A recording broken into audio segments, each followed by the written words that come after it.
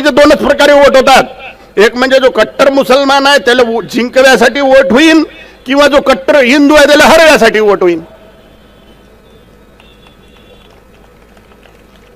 तिसऱ्या कोणत्या प्रकारानं ते वोट करत नाही.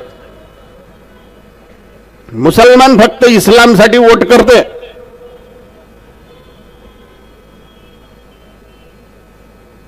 आणि हिंदू कशासाठी वोट करते? आपल्या जातीचा उभा आहे. टमाट्याचे भाव फार वाढले, टमाटेच भरते का काय म्हटलं का जरा दिवस. पेट्रोलचे भाव, बेरोजगारी, रस्ते फार खराब आहेत, अमुक टमुक भलाना ढेकलाना विकास,